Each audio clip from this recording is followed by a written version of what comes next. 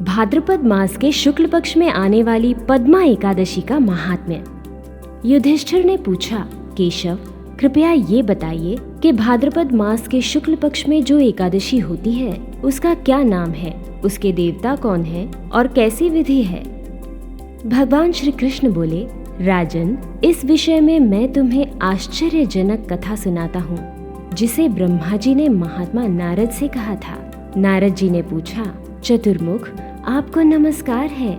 मैं भगवान विष्णु की आराधना के लिए आपके मुख से ये सुनना चाहता हूँ कि भाद्रपद मास के शुक्ल पक्ष में कौन सी एकादशी होती है। ब्रह्मा जी ने कहा, मुनि श्रेष्ठ, तुमने बहुत उत्तम बात पूछी है। क्यों न हो, वैष्णव जो ठहरे, भादों के शुक्ल पक्ष की एकादशी पद्मा के नाम से विख्यात है। उस दिन भगवान ऋषिकेश की पूजा होती है। ये उत्तम व्रत अवश्य करने योग्य है। सूर्यवंश में मानधाता नामक एक चक्रवर्ती सत्य प्रतिज्ञ और प्रतापी राजर्षि हो गए हैं। वे अपने औरस पुत्रों की भांति धर्म पूर्वक प्रजा का पालन किया करते थे। उनके राज्य में अकाल नहीं पड़ता था, मानसिक चिंताएं नहीं सताती थीं और व्याधियों का प्रकोप भी नहीं होता था। उनकी प्रजा निर्भय तथा धन धान्य से समृद्ध थी।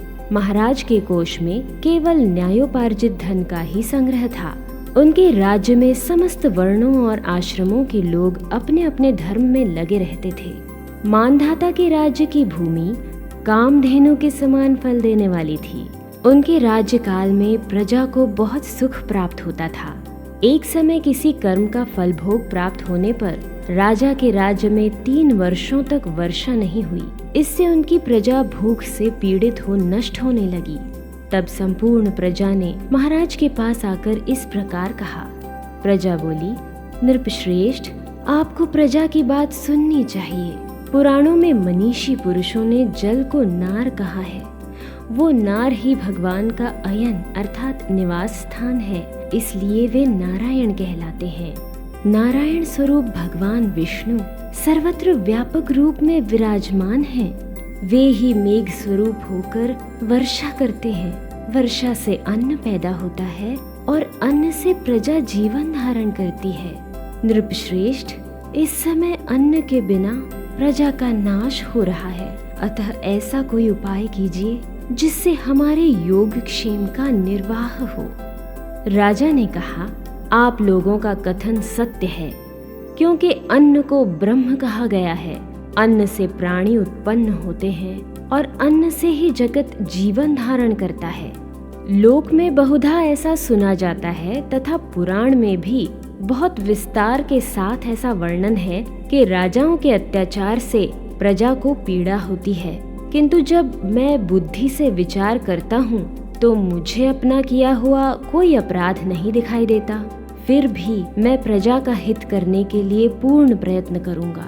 ऐसा निश्चय करके राजा मानधाता इन्हें गिने व्यक्तियों को साथ ले विधाता को प्रणाम करके सघन वन की ओर चल दिए।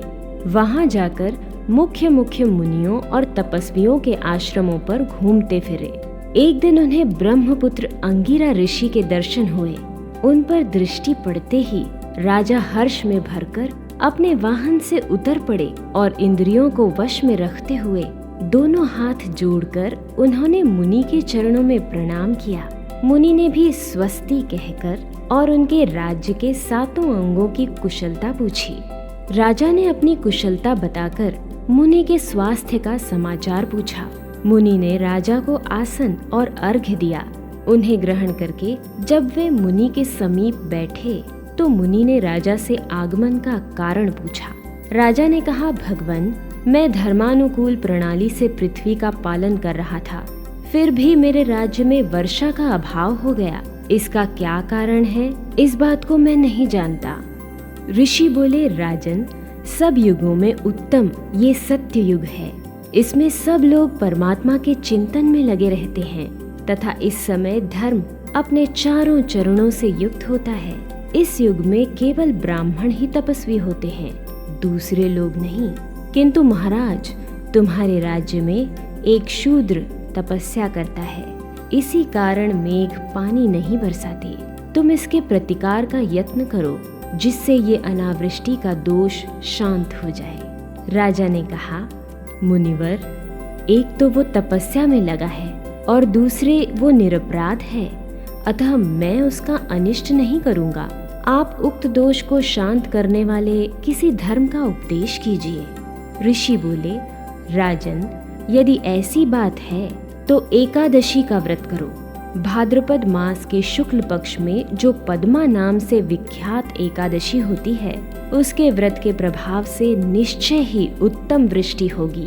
नरेश, तुम अपनी प्रजा और परिजनों के साथ इसका व्रत करो। ऋषि के ये वचन सुनकर राजा अपने घर लौट आए।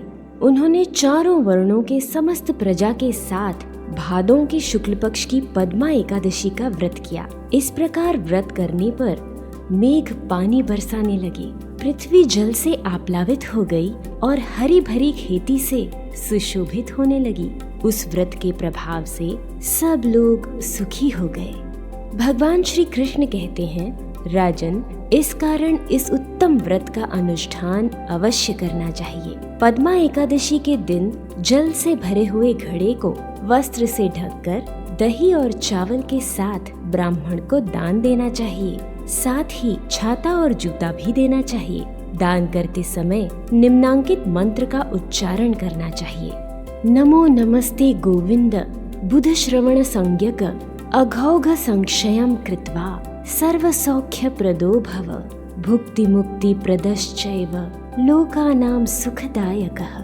अर्थात बुधवार और श्रवण नक्षत्र के योग से युक्त द्वादशी के दिन बुध श्रवण नाम धारण करने वाले भगवान गोविंद, आपको नमस्कार है, नमस्कार है। मेरी पाप राशि का नाश करके आप मुझे सब प्रकार के सुख प्रदान करें। आप पुण्यात्मा जनों को भोग और मोक्ष प्रदान करने वाले तथा सुखदायक हैं। इसके पढ़ने और सुनने से मनुष्य सब पापों से मुक्त हो जाता है।